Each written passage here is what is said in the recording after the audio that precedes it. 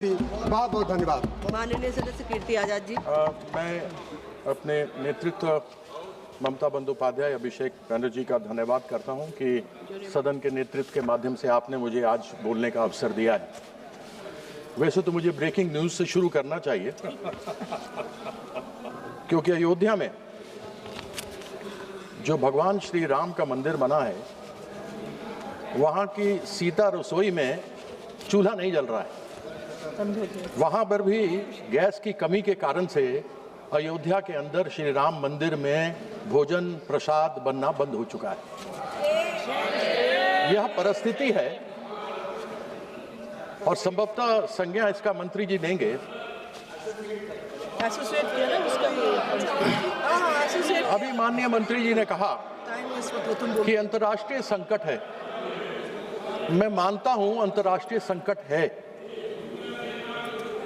लेकिन अभी 2 दिन पहले माननीय प्रधानमंत्री जी ने एक वक्तव्य दिया था कि कांग्रेस के लोग झूठ बोल रहे हैं, लोगों को बरगला रहे हैं, देश में कोई संकट नहीं है।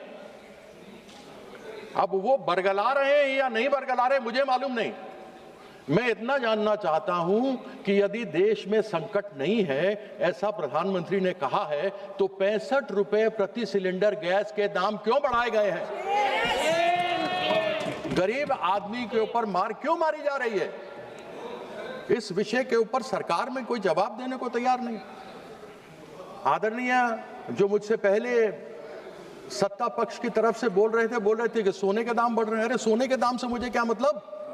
मुझे तो मतलब उस गैस सिलेंडर से है जो गरीब आदमी तक के घर तक में जाती है और उसके घर का चूल्हा जलता है। वह बात दूसरी है कि 9 करोड़ गरीब लोगों ने दूसरी बार सिलेंडर जब फ्री में दिया गया था नहीं लिया, क्योंकि 1100-1200 रुपए कीमत उसकी बन चुकी है।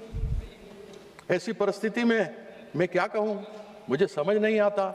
और साथ ही साथ तो मैं यहाँ सभी लोग बैठे हुए हैं, सब जानते हैं और ये पूरा सदन जानता है कि हमारे माननीय प्रधानमंत्री जी का जो सोच है वह आविष्कार के बारे में सोचते हैं।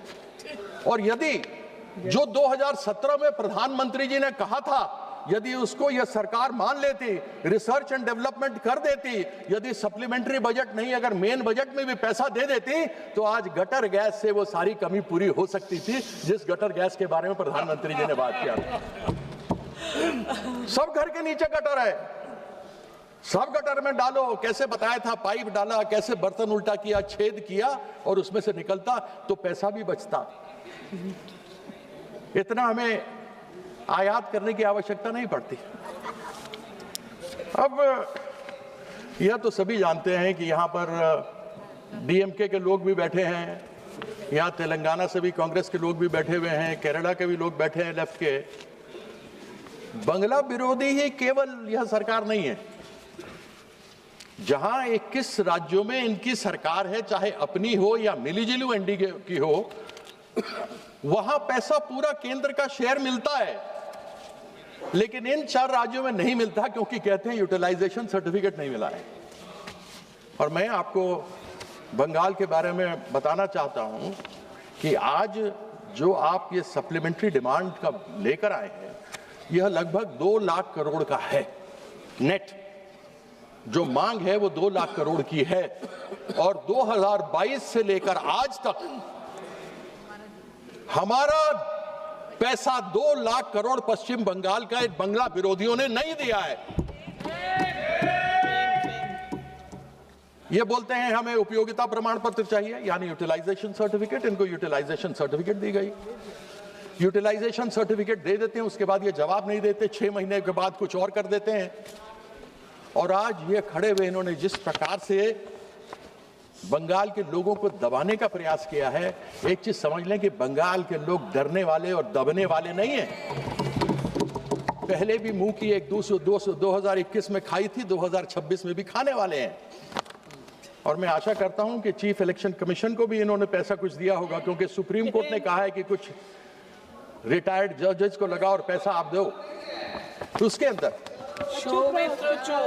अब आप मुझे बताइए कि मनरेगा इस्तेमाल जिसका नाम इन्होंने बदल दिया, वह मनरेगा गरीबों के लिए योजना है।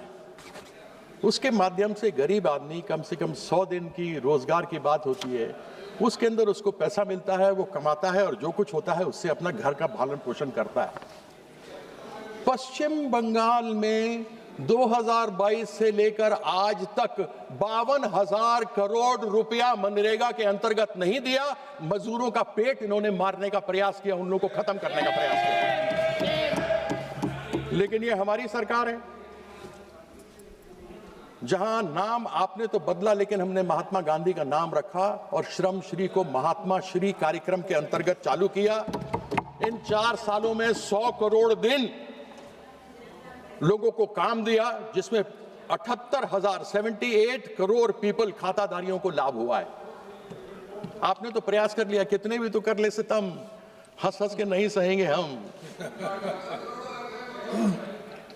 चलो उसका अंत बाबू मत बोलो, फिर तुम्हारे बारे में बोलेंगे। उस दिन गिरिराज के बारे में बोले थे, फिर तुम्हारे बारे में बोलना पड़ेगा। मत बोलो बेटा, मत बोलो, बेटे की तरह हो, मत बोलो, मत बोलो। हाँ, दादा की तरह। अब आपने कहा था प्रधानमंत्री आवास योजना ग्रामीण 2022 तक सबको घर मिलेगा। अब 2047 तक चला गया। मुझे मालूम नहीं भैया 2047 में से हम लोगों में से कितना जिंदा रहेंगे, मुझे अपने बारे में तो मालूम नहीं, बाकियों के बारे में नहीं कह सकता हूं। लेकिन तब कौन देखेगा मिले कि नहीं मिले। आपने यानी इस बंगला विरोधी सरकार ने 2022 से लेकर 2026 तक, जो अब तक की बात मैं करता हूं, केंद्र सरकार ने 24,000 करोड़ प्रधानमंत्री आवास योजना ग्रामीण के अंतर्गत देना था, नहीं दिया। 32 लाख लोग उससे वंचित हो गए। यानी कि 2022 में जो छत मिलना था, जो 2047 तक चले गए, वह नहीं मिला हमें। उसकी यूटिलाइजेशन सर्टिफिकेट तब तक 2022 तक की दी गई है, लिस्ट दे दिया गया, आपत्ति उठाई, आपत्ति के बाद जवाब दे दिए गए, लेकिन 24,000 करोड़ रुपया नहीं दिया। हमारी नेत्री ममता बंदोपाध्याय ने कहा कि हम बंगाल के किसी भी व्यक्ति को, बंगाल में सब जगह के लोग आते हैं, बाहर से भी हैं, केवल बंगाल के नहीं रहते, हिंदी भाषा भाषी बोलने वाले भी हैं। उन्होंने अपनी तरफ से वहां पर 24,000 करोड़ रुपया केंद्र सरकार को देना था, लेकिन पश्चिम बंगाल सरकार, ममता बंदोपाध्याय की सरकार ने बंगलारबाड़ी में 38,400 करोड़ रुपया दिया। She gave, instead of the central government had to give 24,000 crore, but the West Bengal government gave 38,400 crores, यानी 14,400 करोड़ ज्यादा दिया। हम ये जानना चाहते हैं कि इस प्रकार का सौतेला व्यवहार करने का क्यों प्रयास रहता है। अब सर्व शिक्षा अभियान का बात कर लेते हैं। अब आजकल तो अधिकतर आप देखिए तो मोस्टली जितने लोग यहाँ भी जानने वाले बैठे हैं, अधिकतर तो ज्ञान व्हाट्सएप यूनिवर्सिटी से ही मिलता है। आजकल नया यूनिवर्सिटी आ गया है, गलगोटिया यूनिवर्सिटी। आजकल तो लोग ज्ञान वहीं से ले रहे हैं, गलगोटिया के कुत्ता। और वहां पर हमको विकसित भारत में लोगों को पढ़ाना लिखाना है। इस समग्र शिक्षा अभियान के अंदर 19,000 करोड़ रुपया हमारे बच्चे बच्चियों को नहीं दिया। हम विकसित भारत बना रहे हैं या अशिक्षित भारत बनाने का प्रयास कर रहे हैं। बंगाल का बच्चा, बंगाल की बच्ची बिना पढ़े लिखे नहीं रहेगा। और वहां इस प्रकार के कार्यक्रम वहां की सरकार ममता बंदोपाध्याय ने किए हैं कि कन्याश्री, रूपोश्री जैसे कार्यक्रम है। कन्याश्री को तो यूनाइटेड नेशन, यूनिसेफ ने अवार्ड दिया है, जिसमें 18 साल की बच्चियों को जब 11वीं 12वीं पास करती हैं तो 25,000 रुपए उनके खाते में डायरेक्टली डाले जाते हैं। ये है पश्चिम बंगाल। मुद्दई लाख बुरा चाहे तो क्या होता है, वही होता है जो मंजूर खुदा होता है। जो 21 में हुआ वही 26 में भी होने वाला है। आप प्रयास कुछ भी कर लीजिए, आप सफल नहीं होने वाले कुछ भी। अरे अभी तो 5 मिनट भी नहीं हुए मैडम, मैं तो चिट्ठी देख के कर रहा हूँ। अध्यक्षा महोदया, इतना ज्यादा भी कंप्लीट कर लीजिए। आपको मालूम है अम्फान जैसा तूफान आया था, और 2014 से 2024 तक ऐसे अनेकों तूफान पश्चिम बंगाल में आए। हमने डिजास्टर मैनेजमेंट के माध्यम से इन 10 सालों में 43,500 करोड़ रुपया डिजास्टर मैनेजमेंट में मांगा था। आपने तो हमारी आवाज नहीं सुनी, बात नहीं सुनी, और केवल 7% आपने उस डिजास्टर मैनेजमेंट में दिया। लेकिन पश्चिम बंगाल की सरकार ने अपने बलबूते जितने भी लोग अस्थायी हो गए थे, जिनके घर उजड़ गए थे, जिनका काम उजड़ गया था, उन सबों को वापस लाकर स्थापित कर दिया, जिससे कि उन लोगों को कोई तकलीफ ना हो। लेकिन बंगला विरोधी या केंद्र की सरकार, इसने केवल 7% पैसा दिया, यानी 100 रुपया मांगा तो 7 रुपया दिया। अब थोड़ी सी केंद्र सरकार पे आ जाता हूं। एनएच जाता है बंगाल में, जितने भी एनएच है, वैसे तो एक बार माननीय अश्विनी वैष्णव जी हैं, मेरा उनसे कोई विरोध तो है नहीं। मैं खत्म कर रहा हूं, मेरे को आपने 10 मिनट का समय है, मैंने 6 मिनट बोला है, मैं 4 मिनट में और बात खत्म कर दूंगा, मैं 9 में ही खत्म कर दूंगा।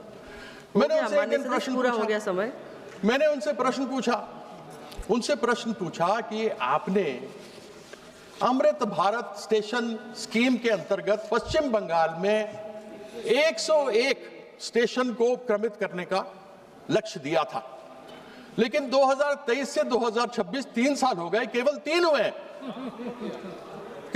हुए। तो मैंने उनसे ये प्रश्न पूछा, माननीय मंत्री जी हैं, सभा में हैं, संभवतः जो सभापति थे, क्योंकि हल्ला हो रहा था, वो सुन नहीं पाए कि उनका जवाब। मैंने उनसे पूछा था लंदन, वो बात कर रहे थे Tokyo, looking London talking Tokyo. कहने लगे यहां ऐसे नहीं हुआ, वहां ऐसे नहीं हुआ। अरे ये बताइए ना, 101 में केवल 3 क्यों हुए? उसका जवाब नहीं था। अब मैं इसके अंदर क्या उनसे पूछूं? NH-19 मेरे यहां जाता है, अभी 14 तारीख को सुना है कि माननीय प्रधानमंत्री जी मेरे क्षेत्र में उसका उद्घाटन करने वाले हैं। NHAI के चेयरमैन आए थे, पिछले साल बोल के गए थे कि टूटा फूटा नष्ट ध्वस्त पुल वहां पर है और इसके ऊपर कार्य नहीं होना चाहिए। वहां पर कोई अशोका बिल्डकॉन करके कंपनी है, वो चलती है, मर्जी से किए जा रही है। आजकल तो स्पेस टेक्नोलॉजी से काम हो रहा है, ड्रोन से सड़कों को देखा जा रहा है कैसे काम करना है। उसी प्रकार से पालसित और दानकुनी, वहां का पूरा का ब्रिज नीचे गिर गया, और इन सबों का जा रहे हैं माननीय प्रधानमंत्री जी। मुझे बड़ी प्रसन्नता है, कुछ तो मिल गया एक बार फिर से इनके बारे में बोलने के लिए। जितना कुछ कहना था वो तो कह दिया। अब केंद्र सरकार की PSUs हैं, मैं खत्म कर रहा हूं। केंद्र सरकार के अनेकों PSUs हैं। मेरी कॉन्स्टिट्यूंसी बर्धमान दुर्गापुर, ये मैं दुर्गापुर क्षेत्र की बात कर रहा हूं। अनेकों बार बात करते हैं विकसित भारत, आत्मनिर्भर भारत। अभी जो समस्या हुई है उसके कारण से हमको फर्टिलाइजर की समस्या होने वाली है, API की समस्या होने वाली है, गैस की समस्या हमको होने वाली है। हमारे यहाँ HFCL था, हिंदुस्तान फर्टिलाइजर कॉर्पोरेशन लिमिटेड, जो हल्दिया में था और यहाँ था। वहां पर 1000 एकड़ जमीन पड़ी हुई है। उस 1000 एकड़ जमीन के अंतर्गत यदि आप चाहते तो फर्टिलाइजर प्लांट शुरू कर सकते थे। हिंदुस्तान ऑप्थेल्मोलॉजिकल ग्लास लिमिटेड वहां पर है, वहां पर मेटल्स एंड मिनरल्स कॉर्पोरेशन है। वहां पर इस प्रकार के अनेकों केंद्र सरकार के जो बेकार पड़े हैं, और राज्य सरकार कहती है कि आप कृपया या तो आप उसके ऊपर काम शुरू कीजिए या हमें वापस दीजिए, जैसे कि हम अपनी इंडस्ट्री खड़ी करें। Thank you.